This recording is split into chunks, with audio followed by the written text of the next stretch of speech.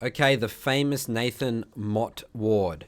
Super simple, 15 seconds. The moment you're able to leave the base, you just absolutely beeline it straight to this bush, place the ward, and then you you just reset and switch out to sweeper.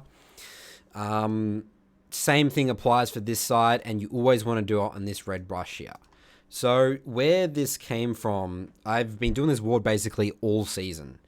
And it does a couple of things. It helps for the level 1 invade here. Let's say we'll show an example here of just how powerful it is from level 1 invades.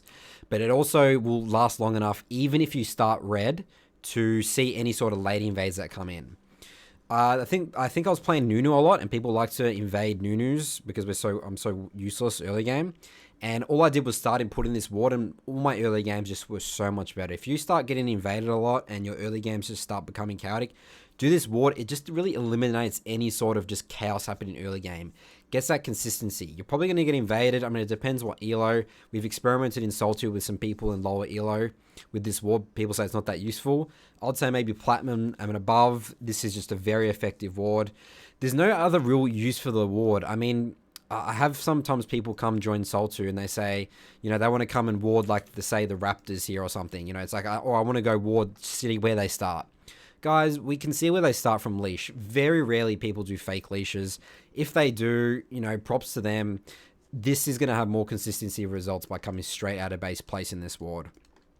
Why you do it straight out of base and you don't wait till like 54 seconds to get more juice out of the ward? Well, firstly, if you're starting red, you don't actually need more juice out of the ward because it only serves one purpose. Secondly, even if you start blue here, you can sort of see if they come, take your red or whatever. There is situations where you do want to, hold this and do the 114 ward if you're playing like, say, Eve or, I don't know, Karthus or something. You are scared of getting invaded on this.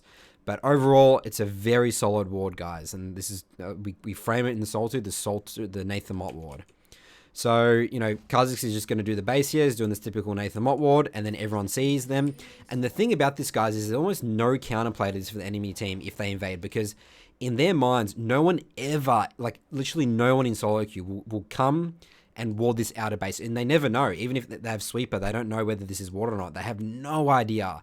And that gives you massive information advantage. You can do so many things. You can maybe go on this side and set up something else. Or usually what you do is you just collapse on them and fight them. Especially in this example here where the Nautilus is just so much stronger. I mean, they're invading. I don't know why these guys are invading with the Lulu and stuff. But as we can see here, they get hardcore punished for it. We got Bam. I think we get 2 kills here.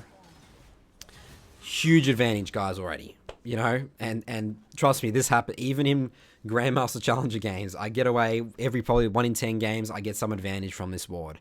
Or it helps me not just die on my red buff, and I just can see my red buff, or we can fight around it better because people like to late invade.